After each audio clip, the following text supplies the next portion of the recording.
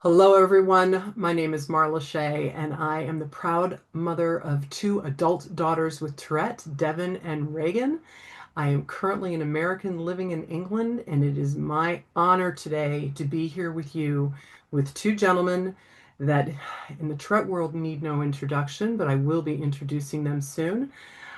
We are here today to talk to you about what's currently going on across the world regarding Tourette syndrome, what's real, what's not real. And today's podcast slash webinar is called Holding Two Valid Truths: Tourette, the BAFTAs, and the Space Between Pride and Pain, where lived experience meets clinical research.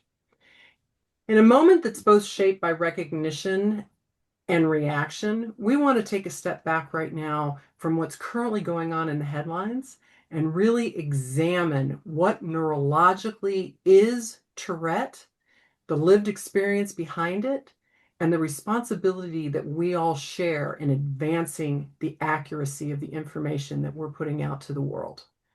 I'm joined today by Paul Stevenson. Paul, give me a wave. I'm joined today by Paul Stevenson, who is an award-winning advocate, global advocate, and an ambassador for Genius Within. He's an international speaker and also has Tourette himself with coexisting conditions. And he speaks and informs people across the globe regarding Tourette and supports families. And Paul, you're an amazing individual. So thank you for being here. This is a raw moment for everyone. It's mixed between excitement over the I Swear movie winning a BAFTA and then the aftermath of what happened during the ceremony. In addition, we are joined and very honored to be joined by Dr. Andreas Hartmann. Hello, Andreas. Nice to see you again. An Hi, Mara. international respected movement disorder neurologist and the former chair of the European Society for the Study of Tourette Syndrome. So you are heavy and deep in clinical and research leadership across the globe, and we thank you for your time for being here. As you start to watch this video, I'm going to call it a webinar. We'll call it that for right now. As you're starting to watch this, you're going to realize that the three of us know each other. We have been friends, colleagues. We are coming to you as a group of three friends that came together independently that wanted to bring this information out into the world. So we appreciate everyone who watches this to forward it, put it to the organizations that you're involved in, send it to your family members, share it all over so we can spread the word. All right, gentlemen, this conversation comes from a moment of celebration and a moment of vulnerability. As we've mentioned before, our entire community has been very excited about the movie I Swear that came out and told the raw truth story about an individual who has a severe case of Tourette as well as a case of coprolalia, which Dr. Hartmann, coprolalia, I see different numbers. 5%, sometimes I see 8%. What would you say of the people with Tourette that have coprolalia? I would say probably 5%. In the older literature, you see 10 to 20, which I think is probably a lot. But one thing to keep in mind is that coprolalia is not necessarily chronic. I do see quite a few patients who might also have episodes which might last a few weeks or a few months and then go away. That's really true in children and adolescents. In adults, however, if coprolalia is present, then usually it's fixed, yes. But again, it's a fairly rare symptom. But as you know, it's what most people associate with Tourette syndrome. Correct. Thank you, sir. I appreciate that. So, the intent and purpose of today is not to revisit controversy. The intent is to provide clarity, to center on what lived experience is, and to pair it with clinical understanding. And that's why we're here today. These words for people, and Paul, we're going to come straight to you. These words for people are not chosen. They do not reflect belief or their character or their moral value. It's a tick. So, with that, Paul, you know what? Let's start with the celebrating part of things. It's BAFTA night. Mm. Talk to us about what that meant to you to have the I Swear movie nominated and to watch him win that award. And I mean, come on, he beat out Billy or What's his? Oh, I give Timothy Chalamet. Tell me, the front Leonardo runner in the DiCaprio. group. Yeah. What was that like for you? Let's talk about the celebratory part of things. I think, yeah, the anticipation was there. The realization that, this is a very, very small budget movie covering a very misunderstood condition and covering John's life story. The fact that the movie was made, it was a very inclusive movie. Over 30 of the actors live with Tourette syndrome, and all the associations were consulted while the movie was going on. So there's a lot of pride in that fact in itself, that this is a story that's going to be told with truth, and also very raw storylines of things that happened to John. So when Rob won the first Rising Star, absolutely fantastic, brilliant. But then the elation, the tears just flooded from me because it was so.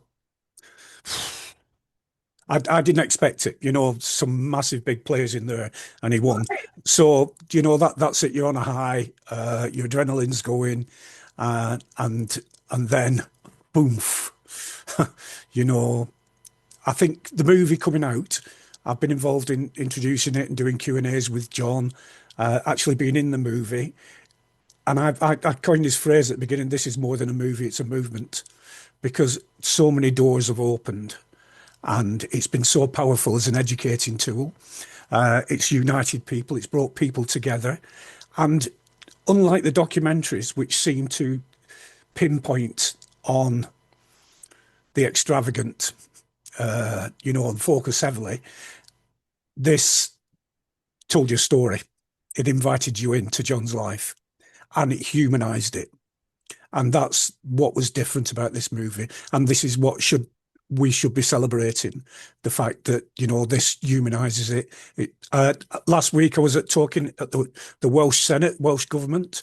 The week before that I was in a sheltered housing scheme talking to people who've retired.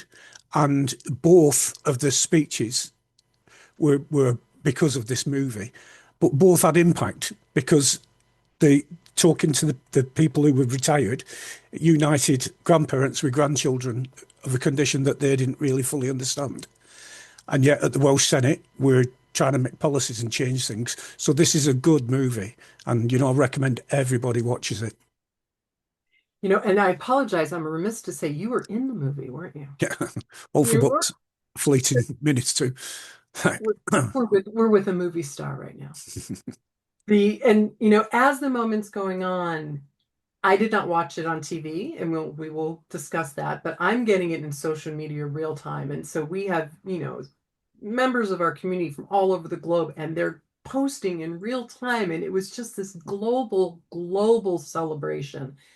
And you, of course, I always go to first because you're so eloquent about putting out how you're feeling and really in touch, and the joy in that.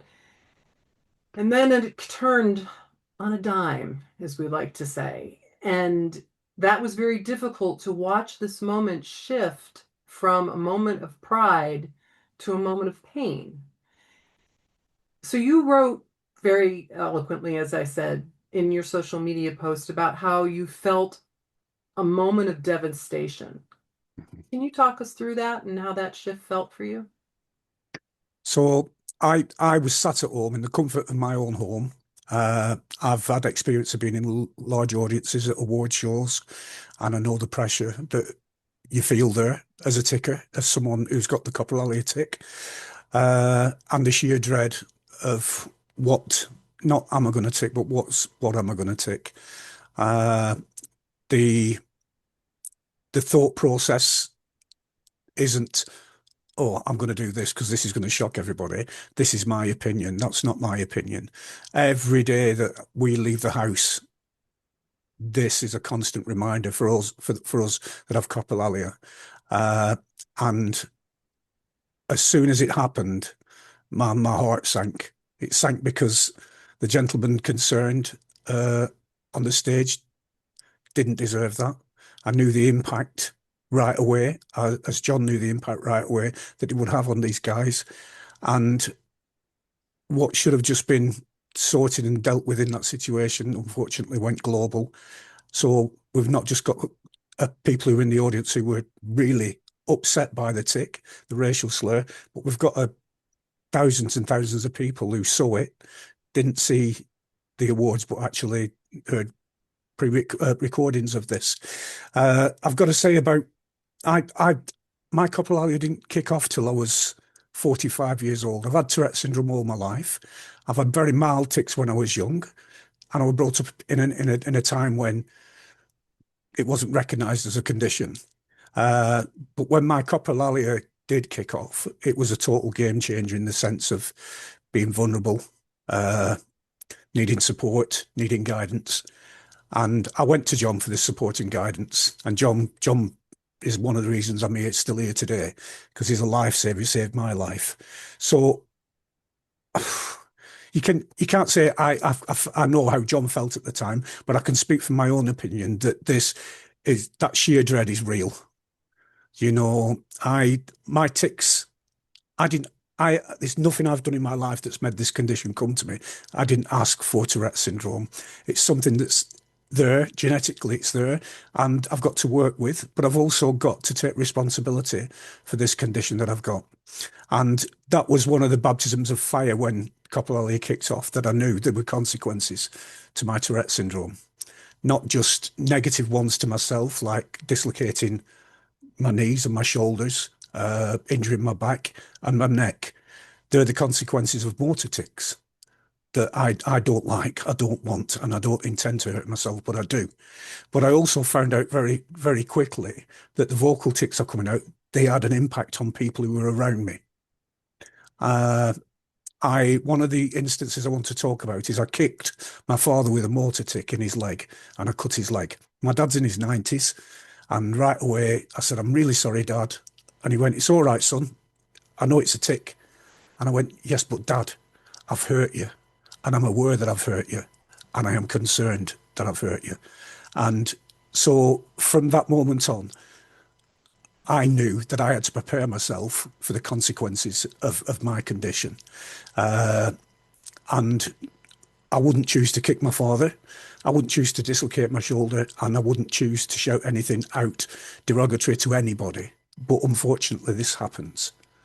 And it's one of the sad things. Tourette syndrome isn't a nice condition to live with, but when you've got the coprolalia tic, it's very destructive, and it's not. But I'm not. It's not about me. I'm not asking for sympathy or empathy here. I just want to explain the raw reality of actually, living with this condition, if that makes sense. It makes perfect sense. And you've never, in the 4 years that I've known you, you've never asked for sympathy once. You're the most gracious man I've ever met. So tell me, and thank you for sharing all of that. Tell me about what you see happening publicly right now. Uh, I see knee-jerk reactions. I see a whirlwind of media frenzy, and this whirlwind I know will pass. And I hope from what is happening now that good can come from it. That there was a lot of hate and a lot of upset people, which understandably a lot of upset people. But as things start, as the dust starts to settle, I'm noticing a lot of people coming out and acknowledging that two truths can exist. That this isn't intentionally to harm you, but also this actually does harm you, and we know that. And for that, I am truly sorry. Uh, so I'm hoping that there's going to be a lot of unity comes back from it. It's global. I've read comments from the Australian Tourette's community, from the European, from American. So the community is coming together, rightly so. But we're coming together as a responsible community, and we do care. We really do care about the people around us, and we really are aware that our tics do affect. So let's carry this education on. Let's go forward. It's highlighted a point that we still need more education, for which is sad, but it's there, and that's why we're here, and that's why I personally like to speak out. I like to use the lived experience. I've got to say that it's quite a degrading condition to have. It ridicules you. I locked myself away because I thought that were the only way to cope with it. But locking myself away, whilst nobody was offended by my tics, did my mental health terrible. And I thought, what can I do? How can I be productive with this condition? And I thought, I'm in a unique position where I can articulate a condition that a lot of younger people are living with. A lot of younger people who are in a position where they can't explain themselves, and the consequences of the tics is that they will physically they've suffered. I mean, myself, I've been attacked because of saying tics that have offended people, and I thought, right, let's use this as a positive thing and let's move forward. So that's what I'm doing. That's why I'm here today, and hoping that can enlighten, educate, and what, but people's view of Tourette syndrome. Okay. And this is what is so important that you touched upon, which is this is a teaching moment. Because right now there's so much anger, and there's anger from both sides. Mhm. Because you have some celebrities making some statements, and as a parent, you know, I've said for 22, both my daughters were diagnosed along with their father 22 years ago. So Dirty Dancing was a big movie back then, and my line was nobody puts baby in a corner. Nobody. And I want to be angry right now. And it takes a lot of, what's the word I'm looking for?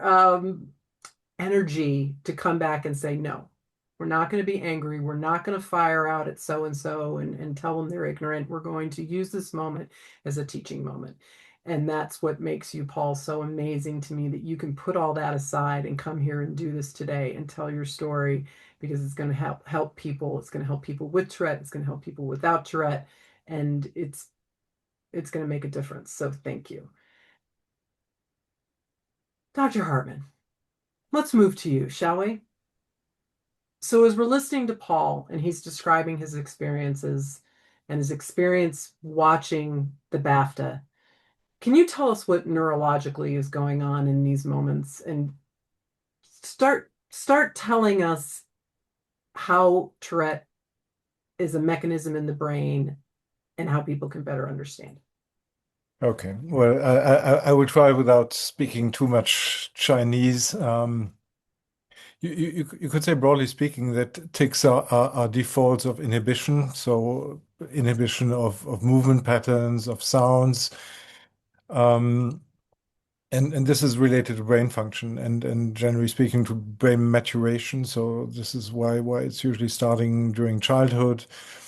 And then in adulthood, it either gets better, but sometimes it doesn't, and it hasn't gotten better in your case, Paul. And of course, I do also see many adult patients. So, but in any case, it's brain based, and if you think about it, it makes sense. Movement, speech, sounds, everything basically is controlled by our brain. It's nothing like psychological or the Holy Spirit, descending upon you.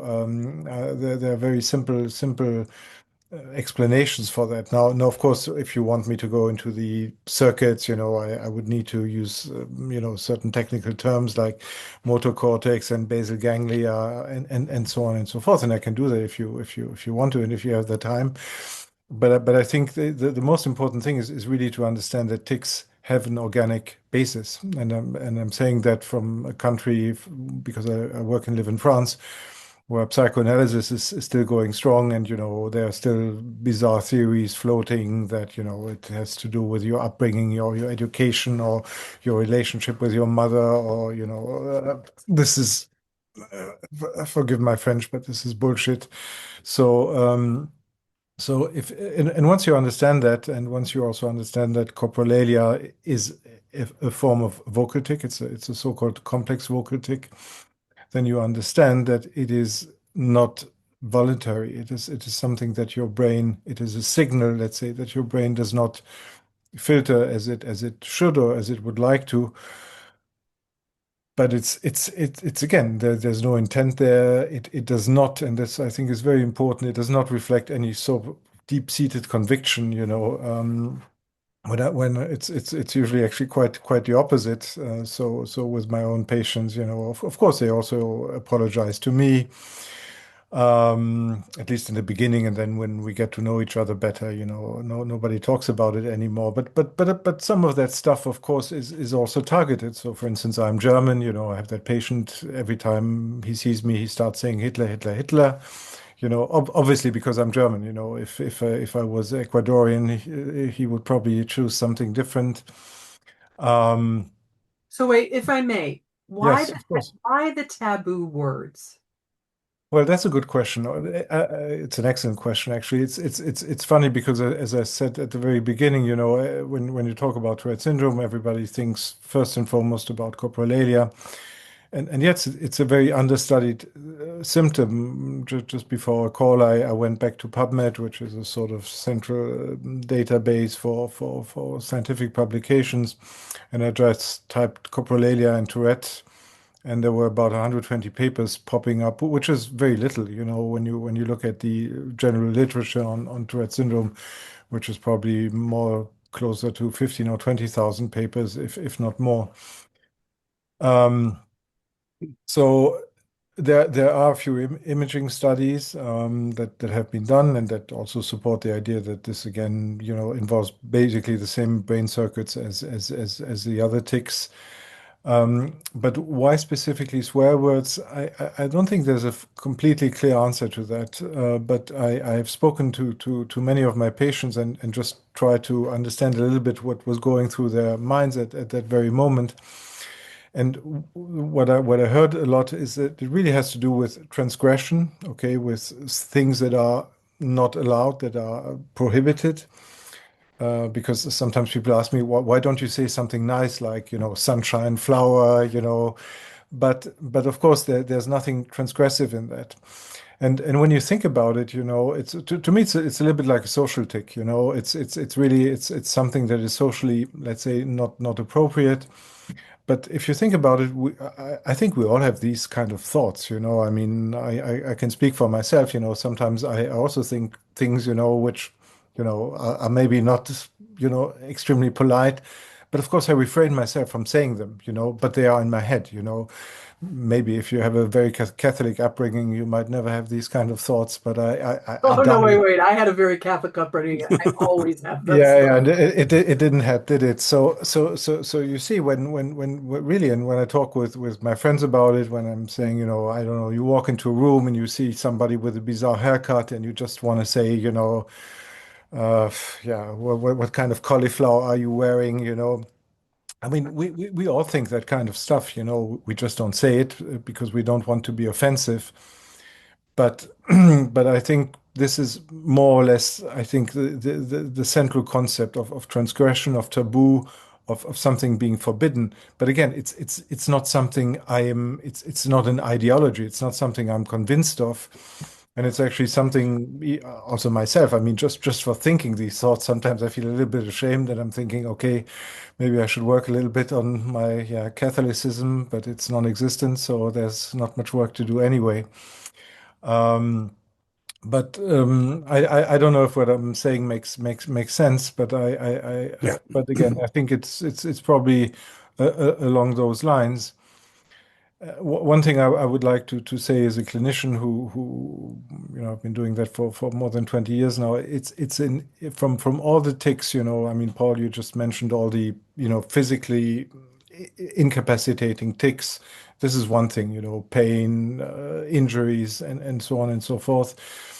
But when you have coprolalia, it's a social disaster. I mean, it's really very, very difficult to bear. So it's really a sort of double injury, or adding insult to injury, as in, I'm ticking, I'm doing something that I don't necessarily want to do.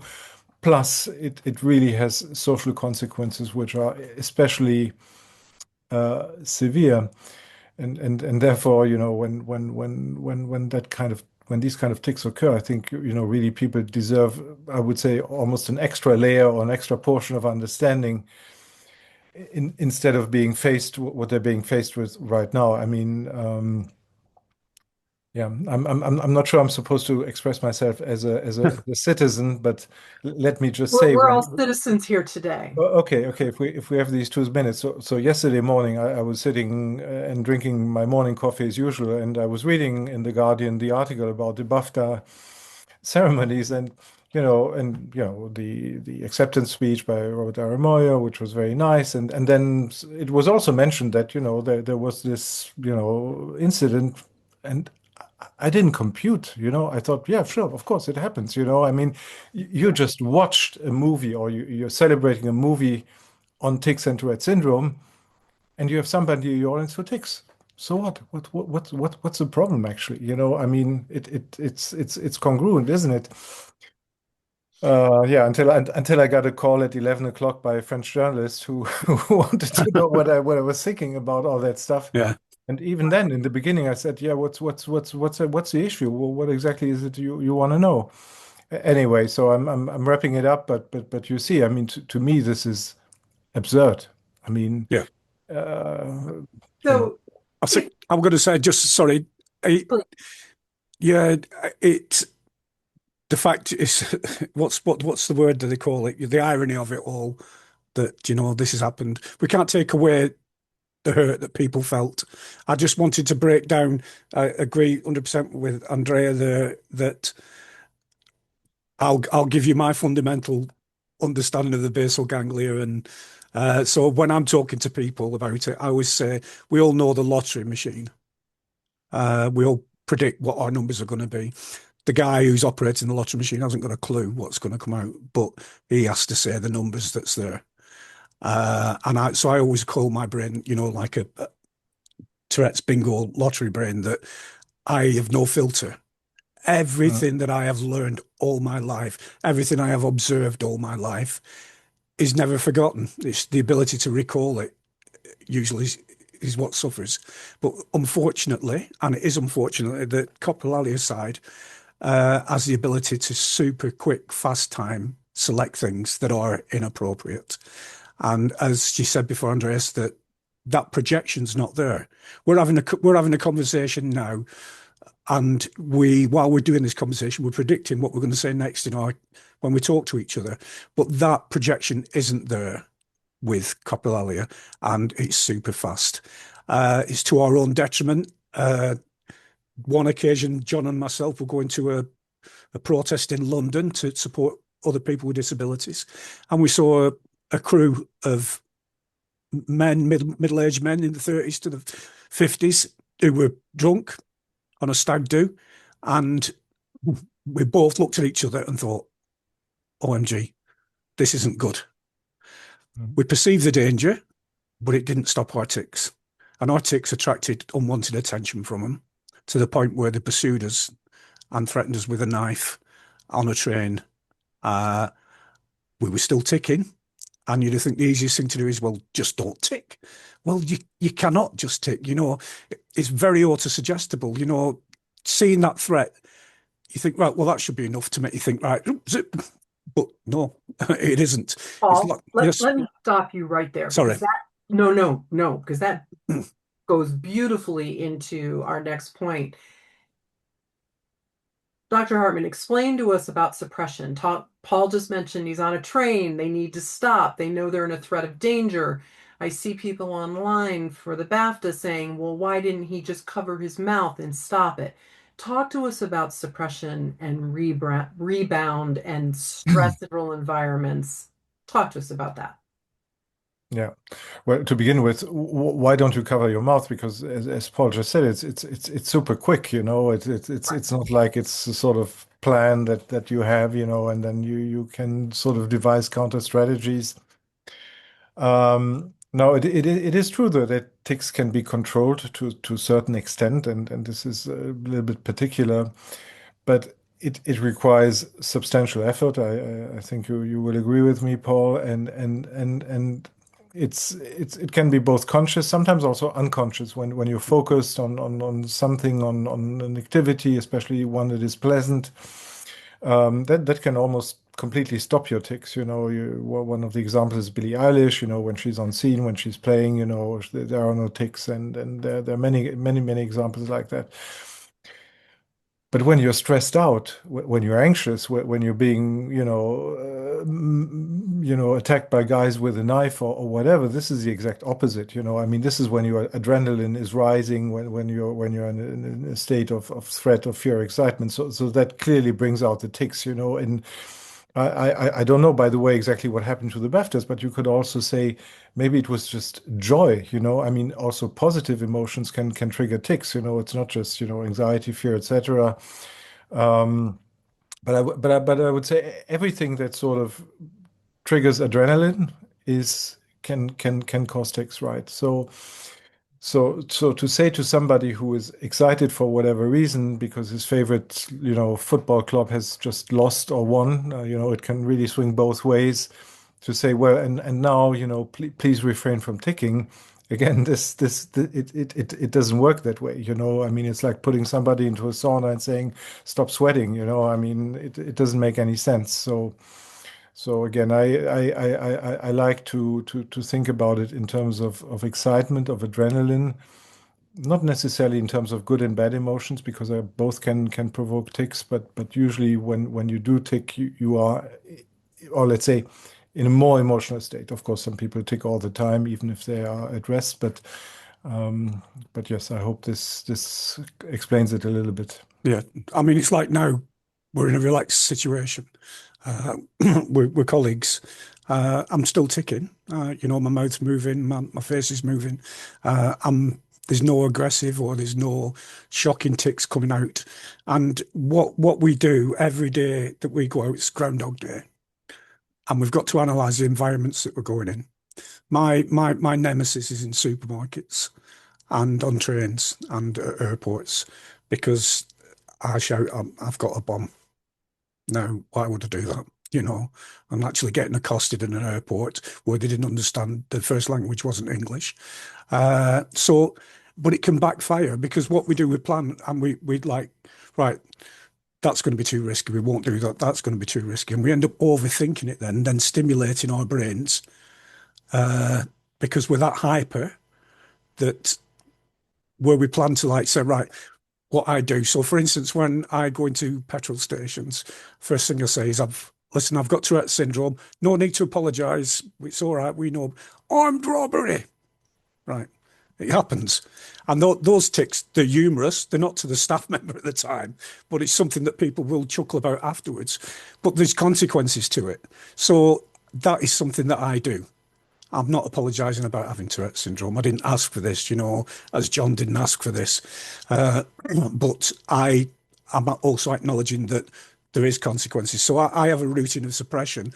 And like you said, Andreas, suppression isn't easy. It takes concerted effort. You build up.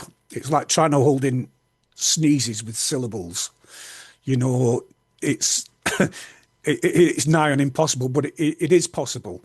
But that is a tool that I've got for my own protection, for my own safety, when I'm in a position where I do feel vulnerable. So I have a tendency just to keep coughing, going, occupying my vocal side. And my motor side is that I rock backwards and forwards. Now, the amount of times people say, "Would you like a glass of water?" or "Is everything okay?" It's like, don't talk to me. but there's payback time for that suppression. And it's usually when you get home. When you get in a relaxed environment, boom, they'll explode out. But it's a term I used before about sneezes with syllables because you can't hold a sneezing, can you? You Right. can't. It's got to come. And unfortunately, that's a polite way of what coprolalia is like, So, hey, And that's how fuck we the, explain it to teachers in schools. It's like a fuck the sneeze Pope. has to Ruff, come out. Pope. All right, so Paul, let's go a little deeper, shall we? You ready? Okay. How do Balls. you separate your identity from your symptoms? It's a very strange one. I have Tourette syndrome. Tourette syndrome doesn't have me. Right? That's how I view it. I was told to embrace this condition. How can I embrace a condition that ridicules you, that can get you in so much thing? Well, the thing is, it's here for the rest of my life. There are strengths that come with this condition. There are a lot of challenges. By educating myself and finding out the nature of my condition, because each individual is the condition specific to them, because we have the case of occurring co-occurring conditions, which could puts a different mix on things. So it's like Tourette syndrome in the house with ADHD on backing vocals. Do you get me? The Do you want to tell people what coexisting conditions are? coexisting conditions. So when I got my diagnosis, I was told that I had Tourette syndrome plus, but I didn't get told what the plus was. And at the age of 60, I was diagnosed with ADHD. Now, these are all lifelong conditions. So the difficulty I think that I have with this condition, well, it's not so much a difficulty. I'm quite a humorous person. I try and make people feel light-hearted about my condition. I share the humor behind it, but I also feel that there's a duty to also share the darker side of the condition, what is scary, and acknowledge that it does scare people. But because it's so entwined in me as a young child having Tourette syndrome, having ADHD, I can remember back to the trauma I started picking up by being punished for something that I'd had very little control over, and getting branded with negative labels as lazy, good for nothing, disruptive, inherently evil. And you know, these form you, they carve you, carve as in like chisel away at who you are as a person, to the point of where I finally had a breakdown, and then everything basically exploded. And that was a time of learning, understanding. But it wasn't until I took positive action and had a positive assessment about what my strengths were, because everything seemed negative. I woke up every day knowing what my challenges were. But when I found out what my strengths were, I was able to work on them, and my life improved greatly.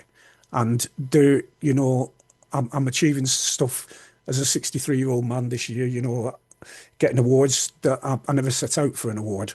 I just set out to do some good and change things. And a public speaker, I'm an author, and I left school not being able to read and write. I was in the remedial class at school.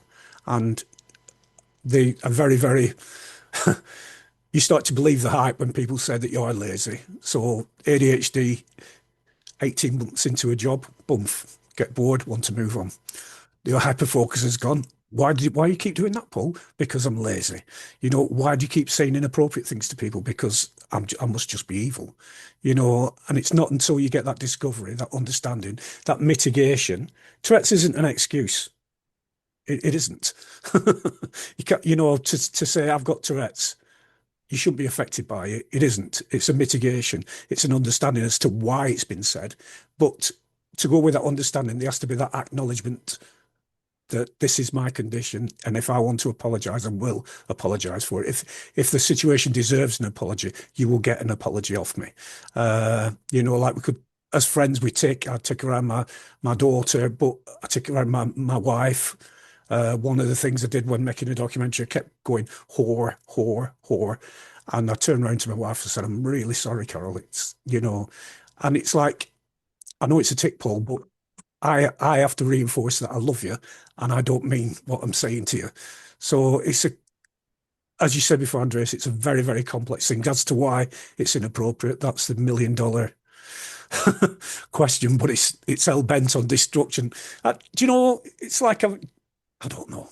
I don't want to split it up as a different persona, a different personality, because it's not. But it's a angel on one shoulder, the devil on the other. You see the cartoons, and usually the devil gets the upper hand with Tourette's. So that's not a religious connotation, by the way. That's just what I used to remember from Tom and Jerry movies and the cartoons were, I was don't do thinking it, do it. I was thinking the movie Animal House. I was taking it a totally different direction.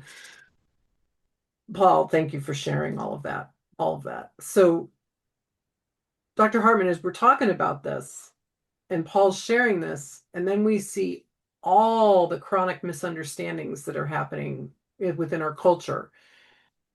How damaging is that for the people that are living with Tourette to be forced into having to deal with so many misunderstandings about our reality of our what the condition actually is?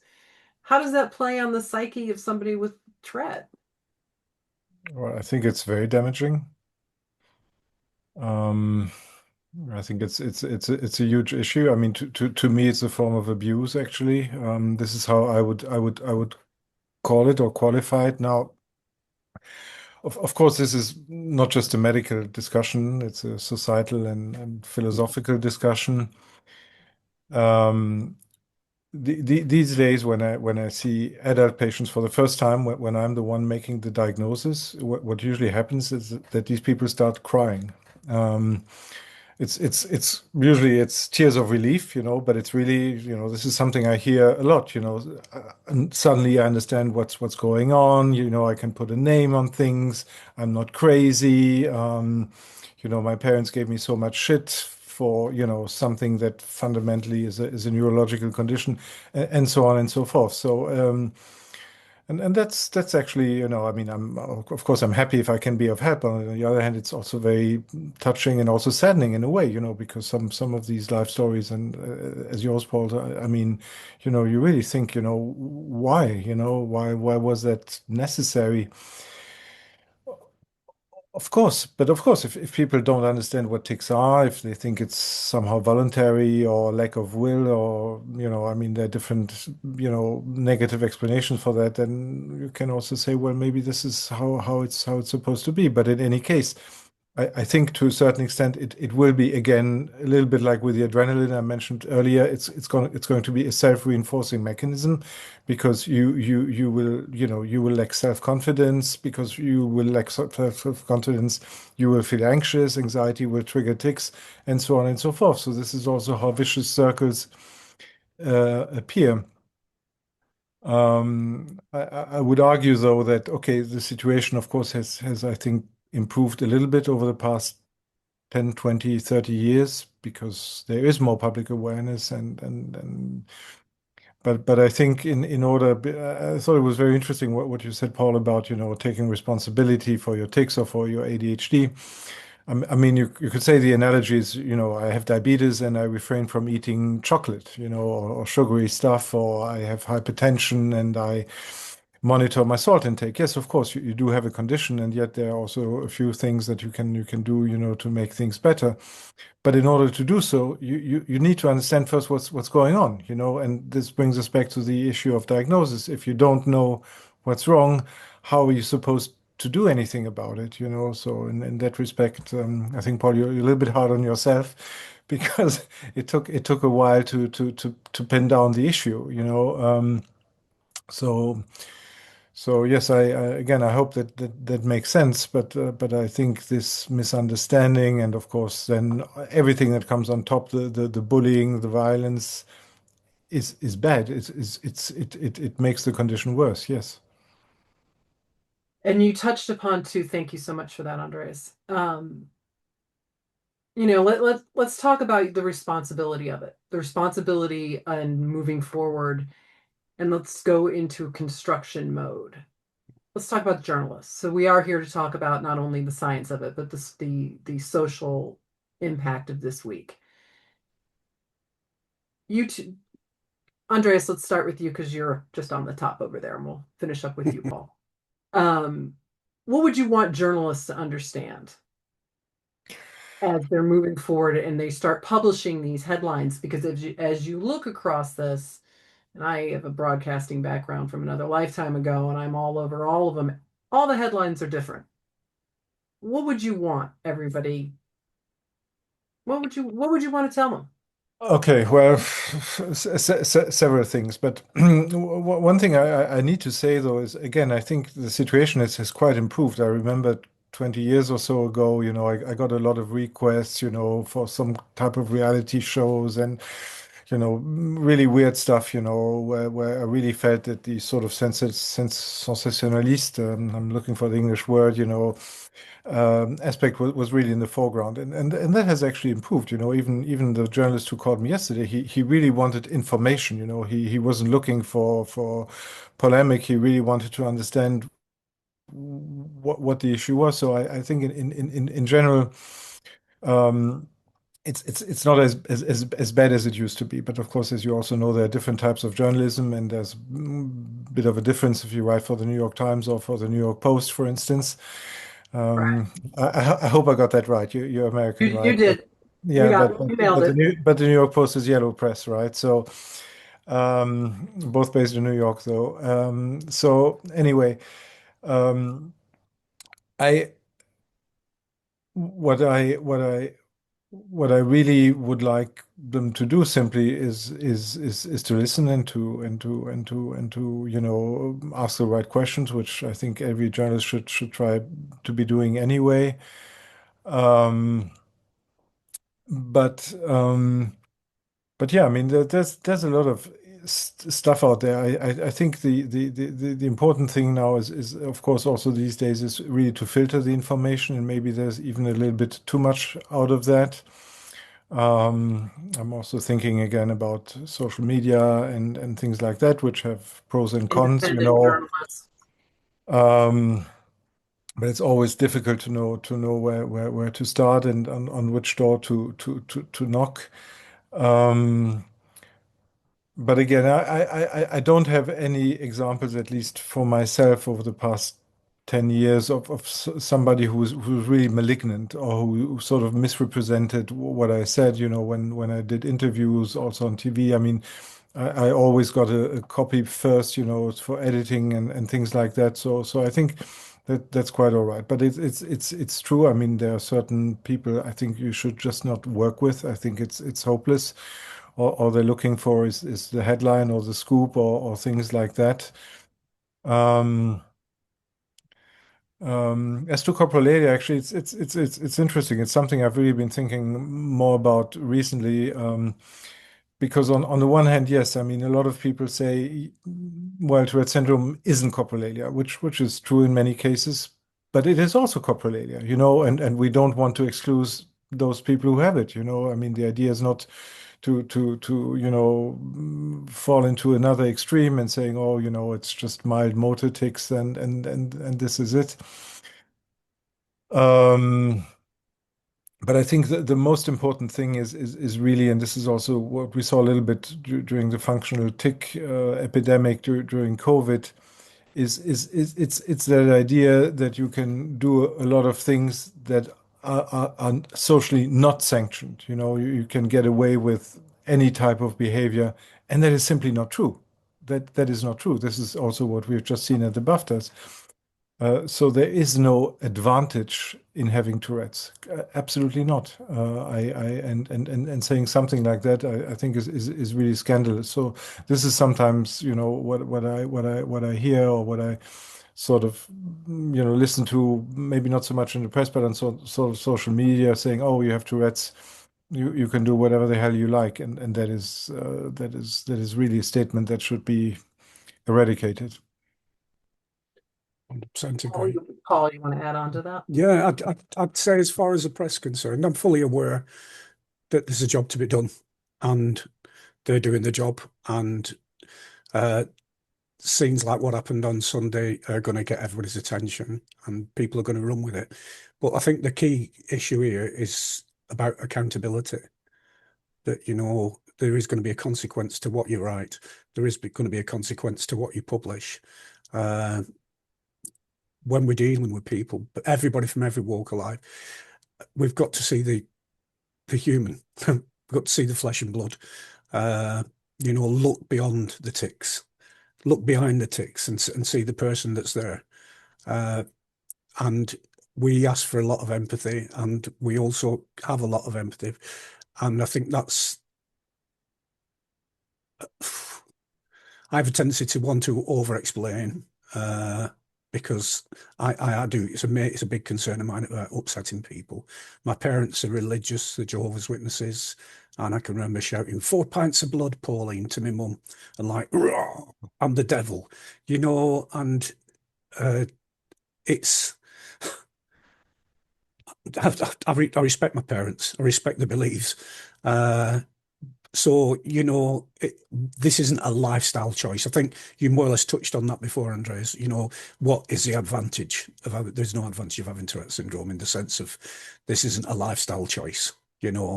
I was a person who you wouldn't see or hear in a room. I would walk out, leave without saying goodbye because I want to stay in the background.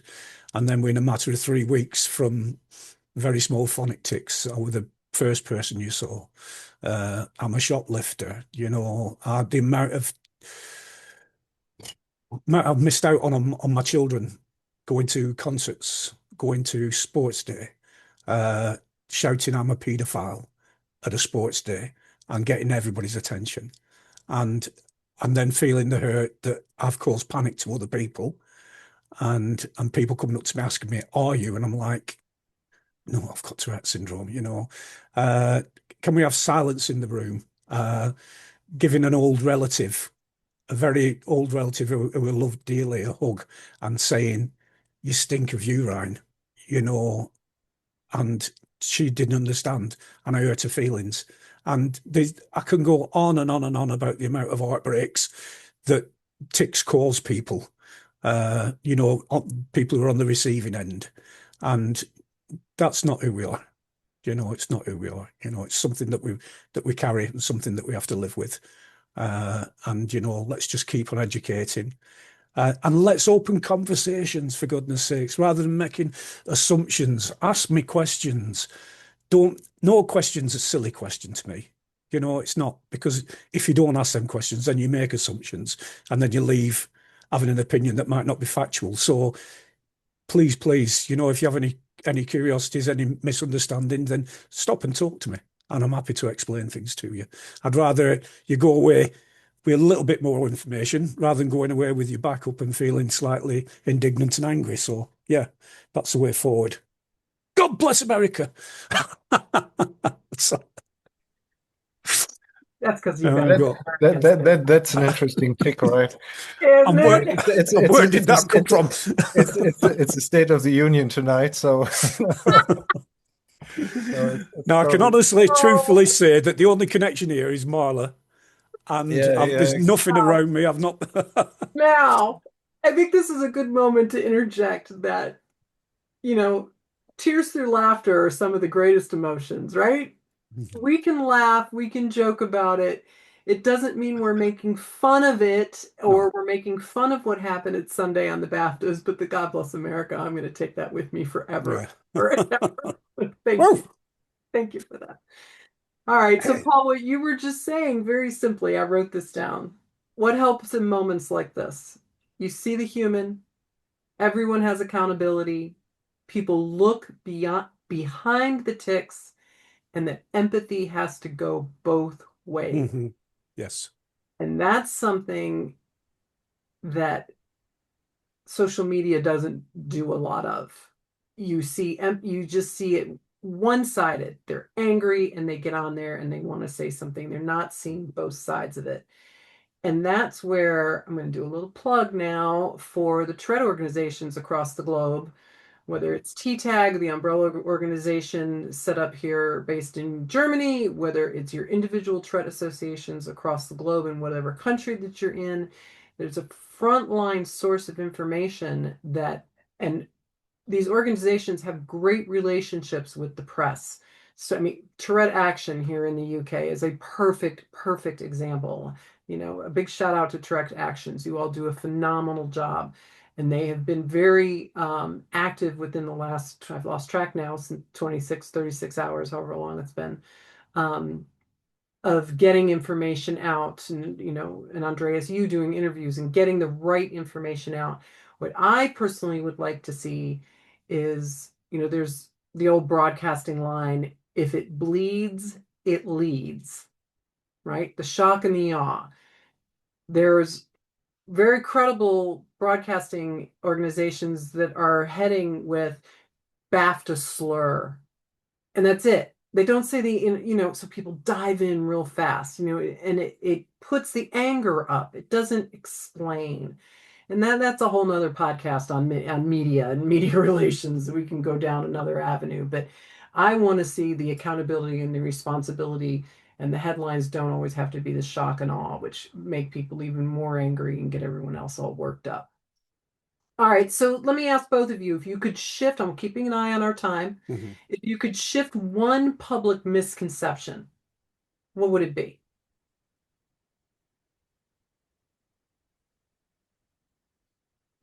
Well, okay. So having coprolalia, you do feel like you're a leper in society, even inside the Tourette's community.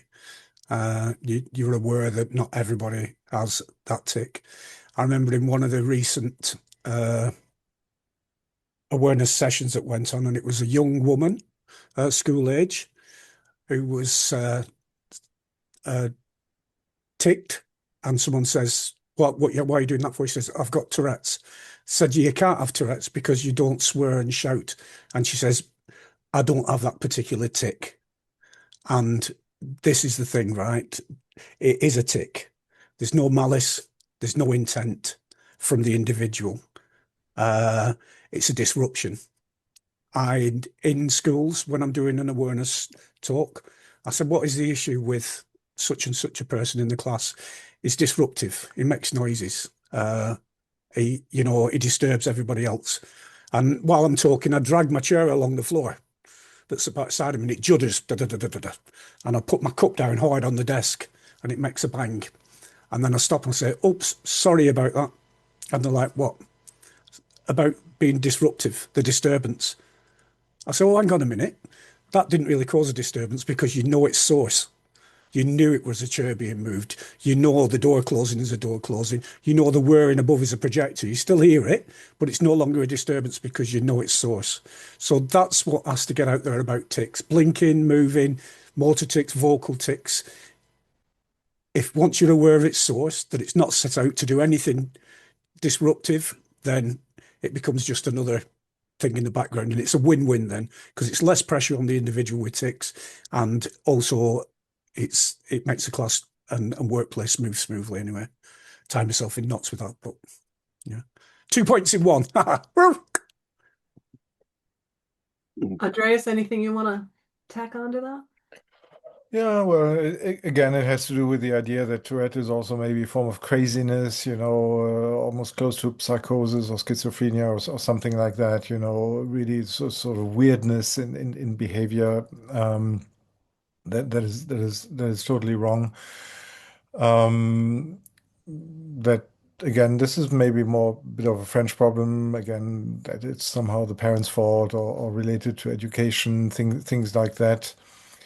Um, but I would really like to stress that there is something in social science called the contact hypothesis, and if I understand it correctly, is once you get in contact with certain people, then the sort of prejudice goes away. That has been mostly explored with regard to racism. So you can see that people who live in big cities, usually are much less racist simply because they are, exposed to a melting pot, and people in the countryside who have never seen, well, whatever it is, because if it's a Nigerian countryside, it might be a white person. But anyway, so it's really once you've experienced something, and it takes the sting and the fear out of it, and I hear that a lot from my the children I follow. Once they explain to the class that they have tics, unless of course the tics are very disruptive. Okay, shouting, screaming is something else, but usually it goes very well, and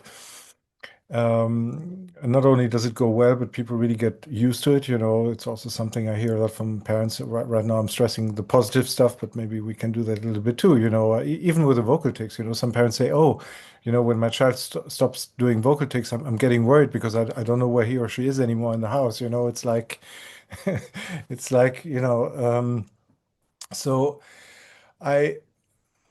I would say really, I mean, it's not that difficult, I think, to get used to tics. The only thing I find difficult also in my practice is yes, it's what Paul was talking about earlier when I saw really some of my patients mutilating themselves because their tics are severe, especially the head tics. It's just painful to watch, because I don't want them to suffer. But apart from that, I'm almost tempted to say it's none of my business. I really don't care. And so yeah. But the misconception again, it's not just the ticking as such or the coprolalia in particular.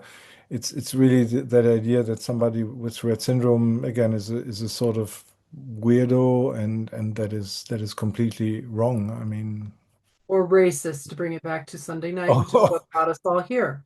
yeah, yeah. So I'm going to start bringing us towards the closing end of this, gentlemen. Um, what brought us all here today was the pride of the moment on Sunday of winning the BAFTA, and then the hurt on both sides when a racial slur was used. Tell me about what gives you all hope from this moment. I, at the moment, it's ducking, moving, missing the missiles that are being thrown, thinking about accountability, uh, when it's the right time to say something, uh, hoping that from all this trauma comes uh, a position of education and moving forward and bringing people together because kindness matters, it really does. And whether it's accepting a disability or understanding that certain things definitely affect and upset people and understanding the impact on both sides. And I just hope it can make people closer and create more conversation in and around these subjects. Right. Beautifully said was that. Andreas, do you have anything you want to add to that? Yeah, I think again we spoke about the irony earlier. I think most people who have commented negatively on the racial slur have probably not seen I swear, right? Because if they had, none of this Correct. would have happened. So it's again it's a sort of circular thing, and and I just think, go watch the movie, and then it will sort of explain itself. End of story, and also sometimes, although I'm not a firm believer in that, but politicians tend to say even bad press is good press somehow, Um, yeah, but I mean, you asked me about hope or if something positive might arise from it, and why not? I mean, again, just the simple fact that a journalist from a newspaper called me yesterday, which is really widely read in France, about 3 million people every month. I think I mentioned that also in my email, but it's a big publication, so that they took an interest, that they try to find out more about what really happened instead of just, reprinting some stupidity is also something positive. If it hadn't happened, although part of me wished it hadn't, but at least right now we're really at the core of the discussion. I mean, what are movies like that good for? What purpose do they serve? Well, yes, they are supposed to educate in a good way, and showing that, things happen the way they happen. Well, there's still stuff to be done, and yet you have the antidote at your fingertips. You just need to pay. How much is a cinema ticket in the UK? £10? Go a And it little bit more. all depends where you are. Yeah. Oh, Yeah, okay, that's okay. true. Well, That's true. in France it would be like 12 to 15 euros, depending. Right, So right around there. I was assuming £10 Does would cover. does that include popcorn? No, no, No, no, no, no, sadly no, not. definitely not. Okay. Um, Hey, No, no, no, no. Paris is also an expensive city. But what I'm trying to say, I mean, just all these people who have felt that they needed to comment on that incident, go see the movie. And if you still feel the same way afterwards, we're here to talk to you. Let's discuss it a little bit further. But exactly. I'm pretty sure they will come around. Hmm. Perfectly said. And Paul, that was one of the things I noticed that you mentioned as we're about to land this plane. Hmm. I saw you on your social media at one point just said, look, watch the movie. Just watch Yeah. the movie. Very simple. Take 90 minutes out of your time and it will help you better understand um, with all of that. It's All right. Oh, I'm I'm just sorry. going to say it's coming on release in Europe, and I think in April it's being released in America. So all our friends across the globe are going to get the opportunity to watch this amazing movie about a guy who is super sacrificed all his life to help other people, uh, and it's a misunderstood condition. But by being invited into that story, it'll warm your heart, it'll make you cry, make you laugh, but it'll draw you closer together. So thank you. And thanks for this opportunity as well. Wow. Okay, I almost made it without crying. Almost. The Paul, you brought us all here. And I want to say thank you to you for bringing us all together and having this open conversation. And, this is a perfect example of what happens when research and lived experience comes together so we can dissipate the misunderstandings and make it so people clearly understand what Tourette is and what Tourette isn't. So, Paul, I mean, I just have to say it. I'm so proud of you. I'm so proud of being your friend. You come to this every time you speak. Someone told me this today. Every time you speak, you come from a point of humility and gratitude and just strength and tenderness. And I don't think people really understand how difficult it is what you're doing on a day in, day out basis.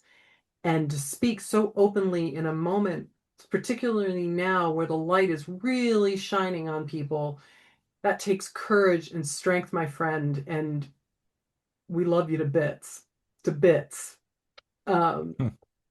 Andreas, Dr. Hartman, you, of course, bring clarity and science and pragmatism and humor and everything else to this conversation. I want to thank you for that. Um, you help us understand what is needed to know when emotions start to take hold, and sometimes that can run away with you. So thank you so much for being the voice of reason Well, in that. thank you, Marla. Although you have understood, I mean, I'm also I feel like, well, of course, an advocate for my patients. So there is emotion there, and Oh, I'm absolutely. actually Oh, pretty yes, upset, yes, yes, yes. Wonderful. but I'm just trying to hide it, between my weird sense of humor. But frankly speaking, I'm pretty pissed off, and yes, as you said earlier, we're also friends, and you please don't doctor me, and Andreas will do. So Well, as I was explaining to some people, I had a meeting before this and I was explaining what we were doing, and they're talking about how it's coming from a point of, education, and this is a great yeah, teaching moment. However, behind the scenes, the three of us are furious, right? We want to be like everybody else and go, yeah, hey, you son of a da, da, da, da, da, da. But that's not the time, right? That's for private conversation quietly. This is a public forum of what we really want to try to get accomplished. So, and we do. We all know each other well. We've had many meals together, and we enjoy each other's company immensely. we So do. let's bring it home, gentlemen. Let's bring it home. So this event has taught us a number of lessons. Paul, you've talked to us about empathy on both sides. You've shown us about courage. Andreas, you've taught us about the neurological end of things, about understanding and acceptance. My hope is that this conversation that we've had here today shifts some perspective, softens some of the reactions that are out there right now. It would be nice if everybody could understand and take a 10-second delay before they started posting on social media and did some research and met some people with Tourette and took a deep, deep breath before launching some of the ugliness that's out there. Pride and pain can coexist at the same time. We're going to quote Chloe is a advocate out of my home chapter, which is my second home chapter, which is the state of Maryland. She was a youth ambassador for us, who is now a grown adult. Chloe is a Black woman with Tourette and coprolalia, and she made it very clear on her TikTok yesterday. And Chloe, I'm so proud of you every day. She made it very clear on her TikTok yesterday that pride and pain can coexist together, but so can understanding and progress. So let's choose those both moving forward. Gentlemen, from the bottom of my heart, on behalf of my two daughters and everyone else in this world that is touched by Tourette, I want to say thank you. For those of you that have been watching, thank you for staying with us. We appreciate it. If you have any questions, we're going to put a bunch of linked information on here. This podcast is going to be posted on Paul's site. Paul, can you give us a mention on your site so we can Yeah, get it? definitely. I'm on LinkedIn and I'm also on YouTube as well.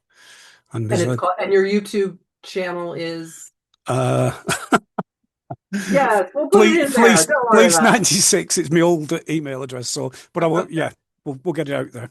So we're going to get this conversation out there. Gentlemen, is there anything that I have missed that you would like to add on before we say goodbye? No, No. just All right. thank you to you both. Okay, Thank you, thank you as gentlemen. well. Much love to you all. Thank you all for watching and have a great day.